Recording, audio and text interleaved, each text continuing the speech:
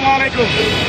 আপনারা দেখেছেন গত কিছুদিন আগে এনসিপির উপরে যে হামলা চালিয়েছে গোপালগঞ্জে, এবং তারই একটা অংশ হিসাবে আজকে সারা দেশে ছাত্রলীগ, যুবলীগ, আওয়ামী লীগ যারা যে সন্ত্রাসী গোষ্ঠী তারা একটি হরতাল ডেকেছেন সকাল সন্ধ্যা।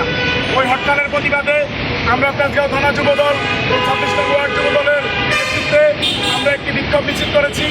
ইতিমধ্যে বাংলাদেশের সকল শ্রেণী পেশার মানুষ এবং সকল জনগণদেরকে সঠিকভাবে সুন্দর একটি বার্তা দিতে চাই যে আমরা আপনাদের পাশে আছি এবং সর্বক্ষণ আপনাদের পাশে আমরা থাকবো ইনশাআল্লাহ। যদি কোনো সন্ত্রাসী গোষ্ঠী আপনাদের জানমালের কোনো ক্ষয়ক্ষতি করতে চায়, আমরা ইনশাল্লাহ আমরা যে কোনো সময়ে খবর পাওয়া মাত্রই আমরা ছুটে আসবো, আপনাদের সাথে থাকবো।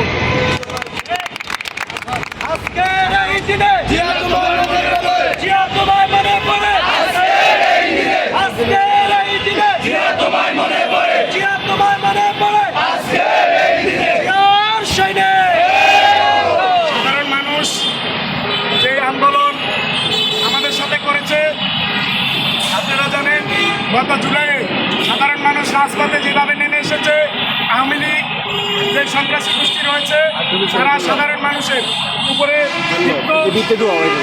আমরা জানি তারা ব্যবসায়ী এবং সাধারণ মানুষের উপরে ক্ষিপ্ত। তারা যে কোনোভাবে চায় যে বাংলাদেশে একটি অরাজকতা সৃষ্টি করতে এবং সাধারণ মানুষের জানমালের ক্ষয়ক্ষতি করতে।